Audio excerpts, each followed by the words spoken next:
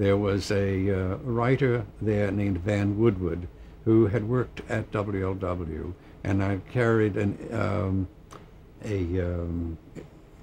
introduction to Van, and he said, this was after my stint at McCann Erickson.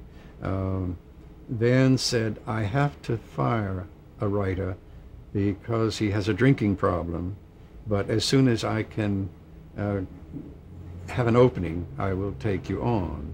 He was the kind of man who broke his heart to fire someone, and so what took him so long is that before he let this man go, he found another place for the other guy. And so I became a staff writer at NBC in New York, and had an office on the second floor overlooking the Rockettes' dressing room. And the Rockettes have no modesty, and they kept running in and changing uniforms. So I would be at my typewriter and looking up, and there'd be naked ladies across the way. It was quite a distraction. And I had more guests in my office than anybody. I was a staff writer, which meant that it's like working in a department store. When there's trouble in gloves, they send you to the glove department. If there's trouble in the men's shoes, they send you to that department. So that I worked on just about every kind of radio show there was. It was an interesting staff. There were people like Ernest Kenoy, George Lefferts, can't remember his name, but he wrote a interesting movie called Mickey One. His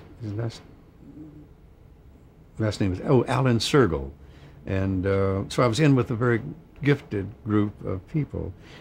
We were also a rather strange group of people because one of the writers had a phobia about elevators, and he wouldn't take elevators. And later, when we were transferred to the 26th floor of an adjoining building, an RCA building, it took him hours to get up to work because he'd only go up one level at a time. And one writer would only write in the nude, so hopefully he kept his door closed all the time. And Ernest Kenoy was fun because we were required to write one script a week. Ernie wouldn't come in until about 5 o'clock in the afternoon on Friday, sit down and turn out a perfectly marvelous piece of work, which he would do in about an hour and 2 hours. But we had various things to do. I remember one show that I did was called Biography in Sound, in which I interviewed different people who had known a famous person, and they would reminisce about that person, and then I would make selections from the tapes and assemble them into an hour-long broadcast.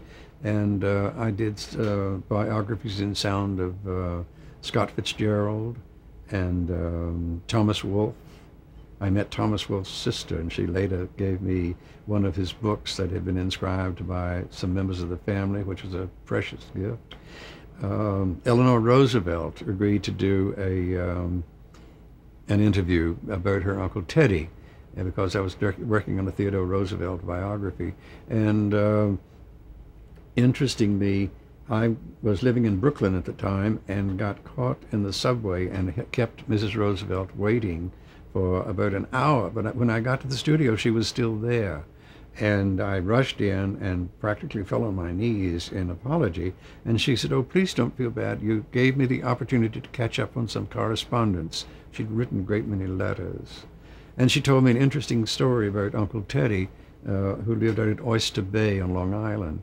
And she said he had a theory that the way to teach somebody to swim was to throw them in the water. And so she said that when she was a little girl, she went out to see Uncle Teddy, and he threw her in the water, and she disproved his theory. And a charming, gracious woman. And another type of program that we would do were radio programs, and they were forerunners of not of the Twilight Zone, but science fiction shows, dramatizing stories that had been written by science fiction writers. I've forgotten the title of that series. Another we did, which was funny, was Hollywood Romance, and few of us had been to Hollywood, and we knew a little bit about romance, so we'd write love stories. I remember we had to do one of those a week.